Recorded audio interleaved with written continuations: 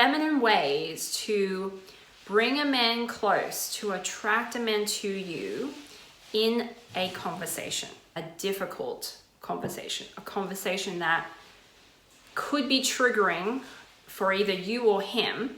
This is a time where there's a great opportunity to bring him close and to connect.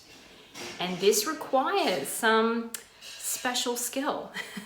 However, if you can master this skill, if you can master the steps I'm going to share with you in this video, you'll be able to exponentially skyrocket your bond, your connection, your deep emotional connection with a man where he feels like you're it for him. The very first tip that I have is, instead of using words to talk to him, is use touch instead.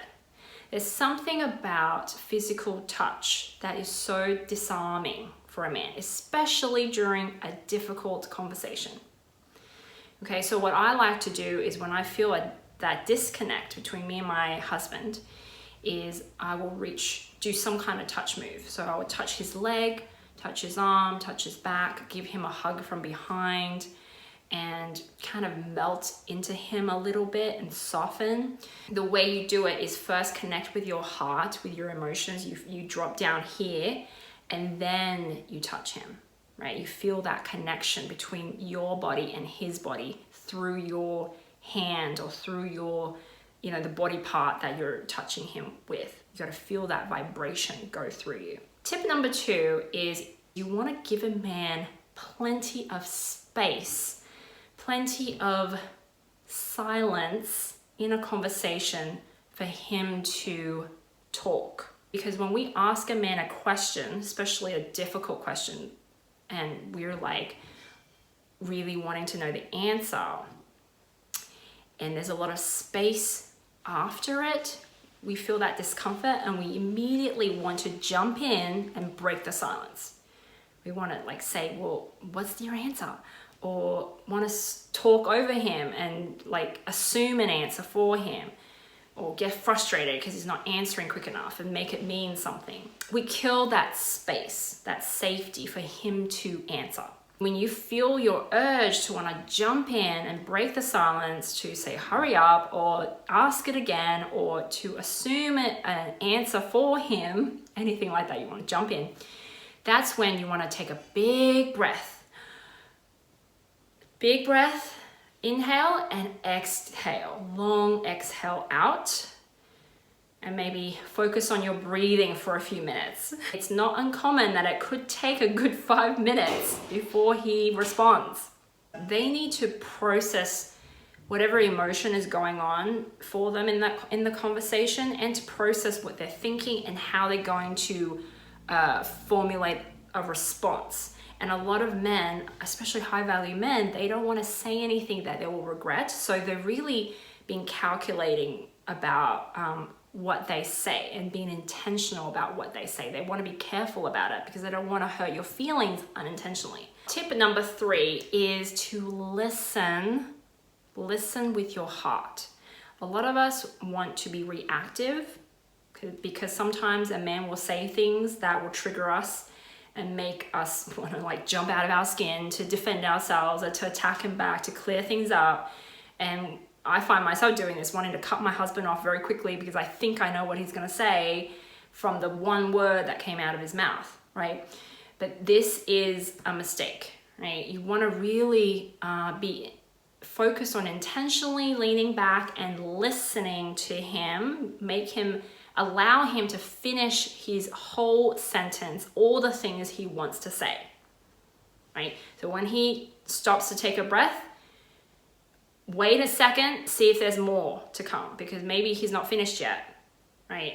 I have to still remind myself of this and practice this, because it's, again, I'm also I want to jump in there and answer. But here's the thing, right? When you practice listening and he knows you're someone who actually listens to him, you're training him, right? You're teaching him that it's safe to open up. You're teaching him that you have his back, that you want to hear him, you want to see him, what is really going on with him.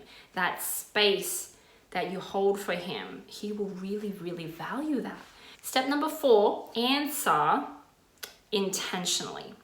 Less is more. Men tend to think very intentionally about what to say to you, what to say to women, because women can be sensitive, right? You also want to be intentional. I find a lot of women just kind of want to ramble on and on and on and just like say all the things, but that can be overwhelming to a guy. Okay, that's not typically how men communicate. Okay, so you want to just slow yourself down, slow your speech pattern down, and be intentional as well about what you want to say. And I like to keep it simple, stick to 3 things, right? What happened, the facts of what happened, how you felt, and what you thought. So when this happened, I thought, I felt. Or I felt, I thought when this happened. Right, stick to those 3 things and use I statements. And the last tip I have is you want to give up the need to be in control. Okay, you want to imagine you're releasing the reins, you're putting your hands up, you're dropping the weapon. Okay, you're just allowing him to be, surrendering to what is. Now this is really challenging to do. Some of you will need to practice this. I had to have a lot of practice with this, like surrendering, because in the moment, in the heat of the moment, your natural tendency is want to argue, fight, defend yourself, or to run away, to, remove yourself from the situation, or you just freeze like a deer caught in headlights and you just freeze and you don't do or say anything, right? Like you're tensed up. Okay, so surrendering is like putting up your hands, loosening everything, and allowing him to do whatever he needs to do. Okay, so this is not you preempting a move. Like if you think he's gonna leave you, some of you will be like, well, I'm gonna leave him first. And you preempt that move and you do break up with him first and leave first. Or say something you regret first because you think he's thinking it or he's going to do it first, right? Like that is not surrendering. That is you wanting to control, right? That is you reacting. Okay, so the opposite would be to make peace with the worst case scenarios, making peace with him walking away, to him exiting the relationship possibly, if that's the worst case, right? And being okay with that. Okay, and this is going to be challenging, and that requires, again, being in your body, breathing through all the anxiety and all the adrenaline that may be coming up, and allowing him to do whatever he needs to do. That's what surrendering and giving up control means. And this will take some practice. It doesn't come naturally to just about all of us, right? We all want to step in and control and run after him and scream and yell and cry and whatever, right? And that just makes it worse. Right, that kind of behavior will probably push him away. So one of the really common advice that goes around is to focus on yourself.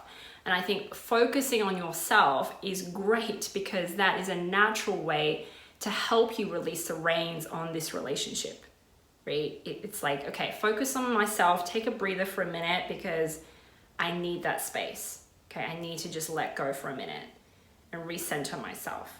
And then let's resume later on, right? And then not just reacting to the adrenaline of the moment. Okay, so that is my 5 tips for today. And let me know if this has helped you. If you're serious about attracting and keeping high quality men, you're finally done with dating dissatisfying men and having dissatisfying relationships, then you may want to work with a coach. You can book a call with me in the description below, and then we can see how we can work together. Okay, if you have any suggestions for video ideas, please leave that in the comment below, and I will be back with more real soon.